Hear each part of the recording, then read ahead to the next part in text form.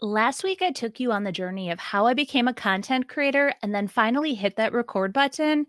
In this week's episode, I'm going to discuss how I stumbled upon and started creating additional revenue streams for my business without even knowing what I was doing that led me to leave my full time job. Welcome to the Rescued and Upcycled podcast with weekly inspiration, tips on trying new techniques, and overall real talk about owning your own DIY business. Now, here's your host, Sonnet Ullenbrock. Welcome back to Rescued and Upcycled. I'm your host, Sonnet Ullenbrock. I want to thank you all for joining me these last 4 weeks as you guys have been getting to know me a little bit better. I have really enjoyed giving you a bit of insight of what I went through and really what all happened to get me where I am today. At this point, though, I had 3 vendor booths, I had my YouTube channel, and things were going really great. I was really enjoying creating YouTube videos and just continuing to learn that whole process. I love trying new techniques and new products. So it was just the perfect fit. I was taking different products and I was creating with those products in my YouTube videos and then putting items that I upcycled into my booth. So it was just a perfect circle. I would go thrifting, I'd find these items, I would then upcycle them on my videos and then put them into my booths. And, as I was testing out new products and then showcasing these products for my viewers, in these how-to tutorials, I realized very quick that I was not liking some of these products. I was following at that time, I was following a few other creators, and so when they would try a product or recommend a product, I would grab it and try it out, and I'm like, "I hate this product. I don't understand how they are raving about it when the coverage is horrible, it's streaky, it chips, it's like you can't even sealing it, it flakes off." I was so unhappy with so many of the products I was testing, and I just could not justify, upcycling a piece and then trying to resell it on top of it and put those items in my booth. I mean, the item has to hold up. Think about products in your booth. People are not gentle by any means. They're very rough. So if I was using this paint on a piece of furniture, I was using this paint on a small piece or like one of my smalls. And, I do distressing because people are not kind to pieces. Even that, it was not protecting the items enough. And that was when I realized I had to make a change. I had to do a little bit more research and figure out, what I wanted to carry or what I wanted to use in my videos because I did not feel good about, like a customer would reach out to me and say, "Oh my gosh, where did you get that paint? Or where can I find that paint?" And I was trying to be truthful in my videos. I would say like but I did not want to bash a product either. I was just saying like the product I used today, it didn't have the best coverage or whatever I would say, something like that, but people would still want to buy it. And I just didn't feel good about that. And that was a real turning point of my videos when I determined I was not going to recommend something that I could not stand behind. And that was with anything, like, even, like, if I had an affiliate link, it was a product that I truly loved using and that it was my go-to, like, I love Titebond, so that I could give an affiliate link for. But this all these other paints and some of these other products, I just could not stand behind. So, that is when I was talking to my mom about it, and I'm like, "I don't know what to do. I just don't feel comfortable promoting a product like that. And I'm going to have to start digging into what other higher end paints are out there so that I can put them in my booth and feel good and confident that it's going to hold up when I resell the piece. And then if, customers are asking, I can direct them somewhere." And so my mom said, "Have you tried DIY paint?" And I'm like, "No, I haven't even ever heard of DIY paint."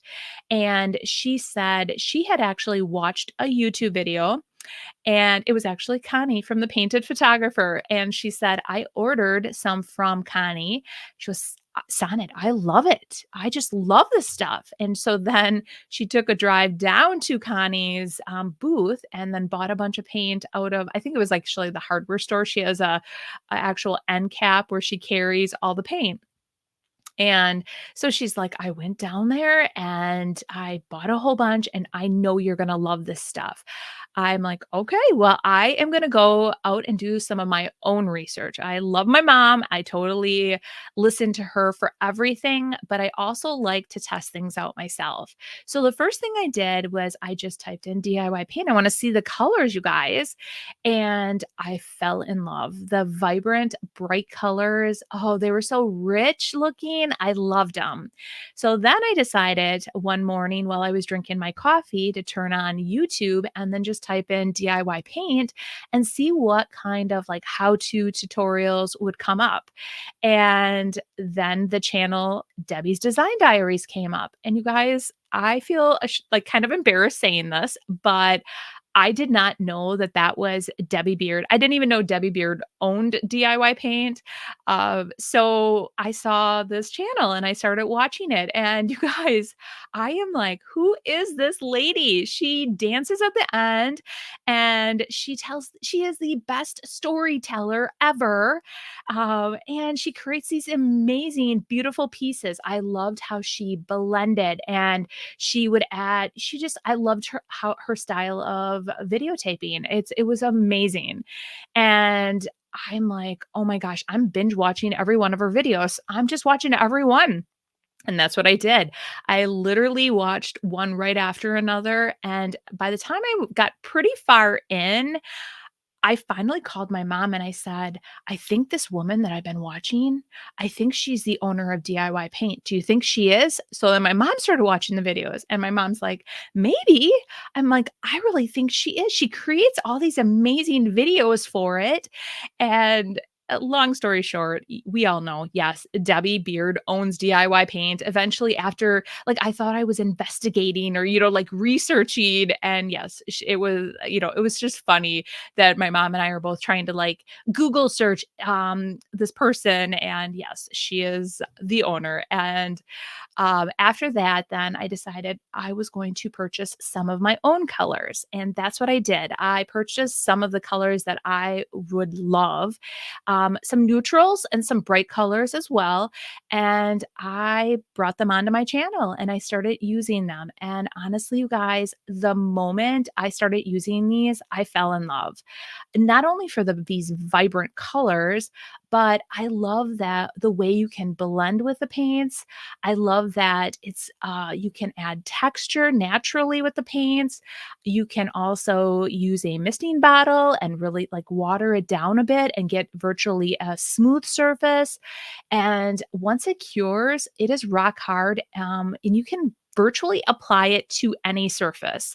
So, just me testing these paints out, I sold myself on these paints. I just loved them.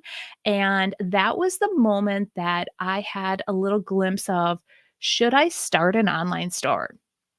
Should I carry my own product line? And my friend Brendan, which I talked about a lot in the last video, said, "Well, you have a website, but it's just a landing page. Are you able to add an online store?"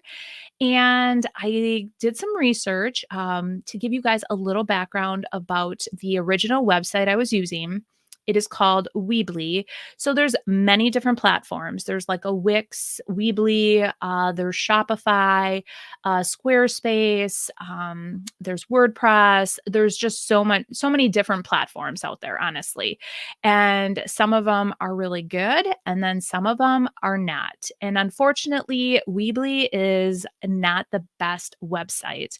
I was So to give you a little background of that, I then added the online store portion of the website, and it was supposed to link right up to USPS, so I would be able to print off labels and all that good stuff. Well, unfortunately, It was not very user friendly.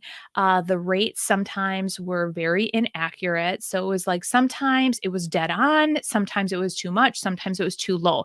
And I could never figure out how to fix it. I literally sat hours upon hours trying to fix this website because this gave me so much stress. I never wanted to charge my customers wrong. I wanted it to be, almost dead on.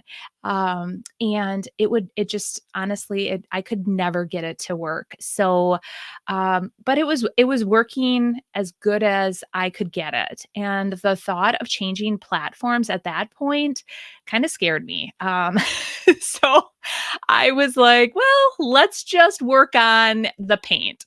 And so what I did is I added the online store we added, and I was quickly approved for the DIY paint. I put it online and I had it at the Yield Goat.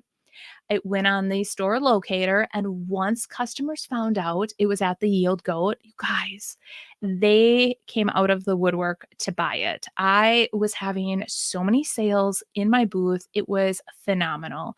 And I still do to this day. The sales are great with DIY paint. I promote it there though. And being on, I think the store locator helps, and people know that I'm in like the local Fox Cities area. So I had it there for maybe like 6 months, I think. And then I decided to add it to Antique Up, my second booth. I put it there and I had a very, very good results. Then I added it now to Water Street. So it has now, DIY Paint is at all three locations and on my online store. And that was really the very beginning of I kind of was starting to get hooked online. I liked the idea. I loved fulfilling orders. I loved always checking. And, every time I'd get an order, I'd, ship it out right away. Everything was going great. And I decided at that point that I really wanted to offer another type of product. So I went out and I tried IOD. I had heard of like Prima and IOD, and everybody was talking about IOD being the hot commodity. Everybody loved IOD. So I thought, well, I'm going to try that out. And I ended up getting, I think the first, okay, so I know what I got. I ended up getting Kindest Regards, and then I ended up getting my very first transfer, and I think it was Brocante, maybe. I'm trying to remember what transfer. It was like a beautiful transfer, and then I ended up getting the typesetting stamp set. So I bought these, and I started playing around with them. Oh, and the ink. And it was so funny too. My mom, she comes over and she's like, okay, so you have to season your stamps. And this, so my mom actually, just so you guys know, is also a big DIYer. And so she is always looking for different products and testing stuff. So she kind of like planted the seed about this IOD stuff and telling me how great it was. And so she already had played around with the stamps. So she comes over, shows me how to season my stamps, how to put ink on my ink pad, and how to use it. And so very quickly, I'm like, this reminds me a lot of like scrapbooking in a way, but for furniture and small home decor pieces. I love it. Um, I had back in the day been a big scrapbooker, and I had all different stamps and stickers and things like that and papers. And I'm like, this is so cool that these sisters created this product or these products for home decor. So I applied to be an online retailer. Unfortunately, I could not have it at the Yield Goat. There was another retailer in the area, but I definitely wanted to start offering it. And so that is what I did. I applied, I was approved, and then I ended up getting that up onto my website. And that started going over really great as well. And it was a learning curve, though, you guys, being just a solely an online retailer, and like getting your name out there to let others know that you offer IOD. But it was really a great opportunity. And then I just started adding additional products to my website. And I just started doing that with products that I tested out. I loved them, and then I added them. So Roycycled decoupage paper was my next product line that I put out there, and you guys, I just found another stockist. I bought a bunch of papers, I tested them out, and it was a learning curve on how to use decoupage paper, but I started loving it too, and I love how DIY, IOD, and Roycycled work so well together. And I just kind of figured I right away, I'm like, this is the perfect trio, these three companies that I'm working with. And they all have really good hearts. They all are really, really great people. And it made me proud to offer products from, for people that are good businessmen or women, business women. But yes, they like really stand up for their stockists. They are always looking out for their stockists and they're trying to help us out. And that's what makes them great people to work with. So I really, I got that all up and running. And, at this point, so I had my booths, I had my YouTube, my online store is going really good. And I was still doing a couple shows a year, some bigger shows. So I did one in spring and one in fall. And I was really, you guys, with between all of that, I was making enough to supplement what I had been making at my full time job. So with all those income streams, it would replace my income or my full-time job, what I was making there. And that was when the idea of me leaving my full-time job came about. And it brought me excitement, but I kept backtracking due to fear, you guys. It was the unknown. Like I kept saying all the what ifs. Like, it really was a crutch, you guys. This full time job was a crutch, and it was just really holding me back. But I just kept telling myself that I needed it. My friends kept telling me the opposite. They said, "You don't need that job. You could always find a different job. If you leave and let's say your small business doesn't work out, you can find a different job anywhere. You are so qualified to go work anywhere." And honestly, in the back of my head, like in the back of my head, I just kept telling myself, nope, it's not time yet. It's just you're not ready, you're not prepared. And I'll be honest, I was so scared. The thought of leaving scared me so much.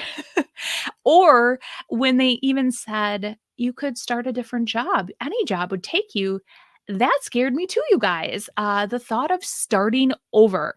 Now, I was at this job for 16 years and it's a long time. I worked at a company that they worked with trucking companies and provided safety supplies. And so I worked with some of the biggest trucking companies with their safety directors, and I developed some of the best relationships with these guys. I was invited to weddings. They would send me Christmas cards. I mean, they would call me out of the blue just to see how I was doing. That's how much they loved me. So I think even the thought of leaving and leaving those guys made me really sad because I had developed such great relationships with them. And they would like call and say that they, like one guy, he's like, I just bought a Pit Boss and you got to try these recipes. You got to buy a Pit Boss. And it was just really cute. The relationships that you develop over the years of working with these people, yeah, I didn't wanna start over. I didn't want to leave that and then have to start over if I failed, and that was the thing. I kept thinking, "What if I fail?" And like I said earlier in the previous episodes, I really try to stay upbeat and positive and think about positive things, but when it's such a scary step, sometimes it's really hard to think of the positives. Because in the back of your mind, you're always thinking like, this is such a huge leap of faith, Sonnet. And, what if it's not going to happen? What if you can't make it happen? And, we have bills to pay and I'm still, contributing to the to the family and all that good stuff. And, Finally, though, you guys, I realized there just were not enough hours in a day. One morning, I woke up and I was so exhausted. I was like burning the candle at both ends. And I realized at that point that if I wanted to continue to grow my business and, make it really even more profitable than it was now, I had to leave my daytime job. And again, that scared the death out of me. I kind of went into all the reasons, but it was really that ultimate fear that has been holding me back. So at that point, I just sat down and I just said a little prayer and I'm like, please, like, lead me in the direction, push me in the direction that I need to go. And and it just came to me. Like, I decided before I could leave the daytime job, there were just a couple things that I needed to complete. One of them was I needed to switch my website. I realized that the website platform I was on was not doing me any justice. And so what I did is I sat back or I sat down and I started brainstorming, thinking about what did I want from my website? What did I eventually want this website to do for me? Yes, an online store is great, but what else do I want it to do? And I came up with an entire list of where I wanted to grow my business, what I wanted to, hopefully accomplish. I have all my goals. So I laid it all out. And at that point, I started doing more research about what platform would be the best fit for me. And that is when I determined that I needed a self hosted website for everything that I wanted. So I decided to move forward with WordPress. So I had to basically find somebody because there was no way that I was going to do this. I watched a okay, I did. I watched quite a few YouTube videos, and for like a little moment, I thought I could do this. I think I'm capable. I mean, I've been, dealing with this Weebly website for this long and know how to do stuff. And I'm like, I can move it over. And that's what scared me. The moment where my Weebly would shut off and then move over to WordPress, I was like, I don't know if I could do that. If I was starting a website from scratch, possibly, but the whole transition part, I didn't think I was going to be capable of. So I decided to hire somebody from Fiverr. And that was my first and only experience with Fiverr. People like definitely, rave about it. And not that I wouldn't encourage you to try it out, but I read all the reviews and this person was highly recommended. Um, but I feel like I was a little tricked, or maybe I didn't research far enough to realize that he was in a different country altogether, which most of these IT guys are. But we were talking, we were 12 hours apart. So when it was like noon here, it was midnight there. And the time zone, the time difference was a huge factor. So he said he was going to do it all for me. And I said, okay, you have to, my online store is the most important thing here. So I'm getting orders, every day. So I can't have any downtime. You can guarantee that. Oh, yes. Well, I would get messages back that there would be no downtime. And um, so long story short, the day that it was supposed to happen, I had a friend who was like it was a friend's son and he was over. It was supposed to happen at I think it was supposed to be 8 o'clock. Or 10 o'clock. It was supposed to be 10 o'clock. So he was over at 10 o'clock at night. And that way, when it like flipped, that he was going to be there in case anything happened and to help me with that because he was also like going to school for like website building and it never happened. So we sat there for an hour and he's like, you could tell he's like twiddling his thumbs. He did not want to be there anymore. We was already at my house for an hour. It had not flipped. I messaged these people. I could not reach, they didn't respond. So I finally said, you can go.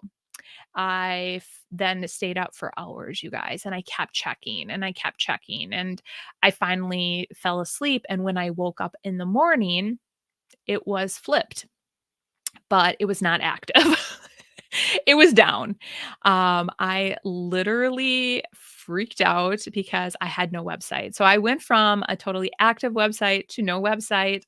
And I then called, there was an 800 number to call. I called that number for the website itself, my hosting website. And very quickly they determined what the problem was and they were able to get it up and running. So I got it up and running. Everything was fine at that point. I looked into everything. There were a couple items when it flipped over. Some of the prices kind of like got wacky. My customers are great and they pointed them out to me. So I love that I have these amazing customers and viewers that are always looking out for me. So one gal, she's like, "Oh, this price is wrong. They were it flipped them all. Like the 32 ounce of paint should have been like $33 and it was like 13. It was just little glitches." So I went and I fixed all of that up and got it up and running. And so that was like my main thing. And once that happened, I just felt like, okay, I think it's time. I think I can do this. I got it flipped. I let it up and running for a couple weeks just to make sure, you guys, that nothing else went wrong. But looking back, the switching over the WordPress site or to over to the WordPress website, it was stressful. But then I look back and I keep thinking like, but I didn't die. It was a stressor, but it's done and over with, and I'm very happy with, the WordPress site, and I'm extremely happy now that I've made that change. So it was definitely by far one of my best decisions that I made, and I'm so happy that I did it before I left. So at this point, you guys, I was ready. I was ready to give my notice, and I did. I went in, I gave my notice. Prior to giving my notice, though, I had already bought tickets to attend the IOD conference last year. And my husband's like, "Really, Sonnet? You are giving your notice? You're gonna work for a couple days, go to an IOD conference for like almost a week, come back, work like 2 days, and then you're gonna be done?" Or whatever it was. It was like something like that. And I'm like, "Well, what am I gonna do? I already had vacation and I have to, they pay you out for vacation." But I'm like, well, I already have this vacation, so I'm doing it. So I went in, I gave my notice, and I was sad, you guys. I was scared and I was sad, and again, just like of the unknowns. And my supervisor was so nice, though. She was so sweet. And she said that she kind of thought it was coming. And I'm like, really? Because it just like, I mean, I had to, kind of jump through all these hoops of my own in order for me to make this happen. So it was interesting that as an outsider that she thought, or she said that she thought she could see it coming. But, after that, I attended the IOD conference, which was an amazing conference, and during that time, I just really lived in the moment while I was there and just really enjoyed all of that and took in, all the inspiration from all the creators that were there. Like, I was able to meet Annie Sloan, Jonathan Mark Mendez, Debbie Beard. I met her niece, Ellie, the IOD sisters. I just met so many amazing creators. And it just, as I was sitting at one of the tables and looking at them and realizing like every one of them took a leap of faith with their business, everyone. And if they can do it, I can do it, and it just like propelled me to even more. And it just made me realize like everyone takes leaps of faith all the time. And it's just, you just have to like have faith that everything is going to work out. So on May 5th of last year, I left the company that I've been at for 16 years. And this is always, in the back of my mind, you guys, it has always been like my dream to like do this full time. I mean, if you think about it, I have always dreamed to just run since the day that I decided I was going to, create my small business. I always had that little bit of a dream thinking like, oh gosh, if I could do this full time, I would love to do this full time.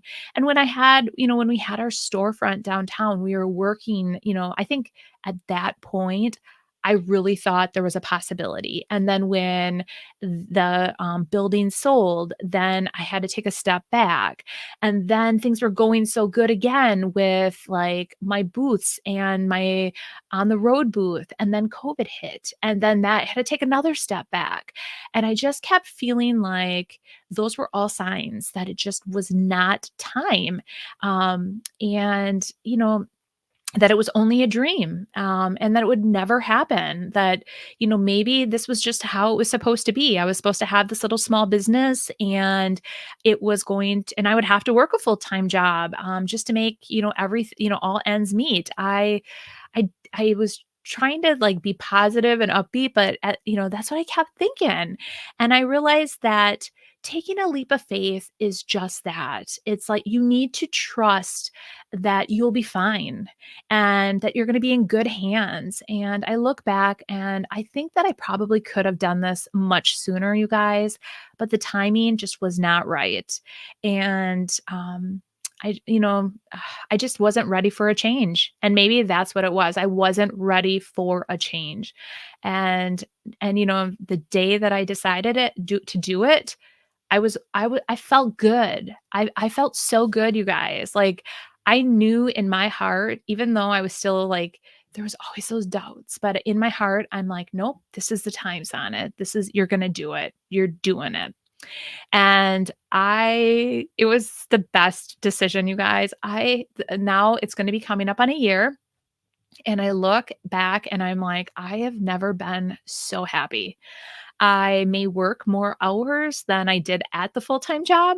But you know what? I was probably working just as many with the full-time job and my small business. I was probably working more. And this is not work to me. I I don't know how to explain it. Like I feel like what I do, creating content, upcycling, having my booths, just like interacting with all my amazing viewers. I feel like half of them are my friends. This is not work. It's so enjoyable and I love it. And since leaving my business or leaving my full-time job, my small business has grown leaps and bounds, you guys. And look what I've all accomplished in a year. I've officially kicked off this podcast. I am now launching my Maker's Box, which will be coming out May 27th. And I am hosting my own event in October. And that will be definitely an upcoming episode. I want to talk about Cranberry Fest and then the event that I am hosting and why I made that decision to create my own event. Because that was a big eye opener in last fall. In October of last year. That was definitely an eye opener of, it's like sometimes you just get hit hard to make some changes in your life. And that was a moment where I'm like, I can't do this anymore. It was very rough. The whole event was really rough. It was rainy, cold, snowy. It was windy. You couldn't drive on the grounds. So that's just a little like that's what, propelled me to do my own event. Um, And since then, I've also added some additional products to my online store. So now I have the full line of Sweet Pickens. I have Fusion Milk Paint, or Fusion Mineral Paint. I do have their milk paint as well. So I have all of these amazing products, and I really just can't wait to see where the next year is going to take me, what's going to happen next. And I'm really excited to continue this journey and to bring you guys along with me. I really, truly feel so blessed every single day, just to be right here, right where I am. And I owe a huge thank you to all my viewers, for watching me, for listening, supporting my small business. I could not be doing what I do without all of you guys. And I try to thank you guys, more than you guys. I try to say thank you as much as I can. And I just want everyone to realize how important each and every one of you are to me. So, that is really this week's episode of really how I opened up my online store and then was able to create that extra income stream to leave my full time job. So it's been a dream, and it definitely came true. So, in next week's episode, I am going to be conducting my very first interview, you guys, with my good friend Kristen Reed of Simply Joy Creations by Kristen. She is so talented, you guys, and very well known for her mixed media art.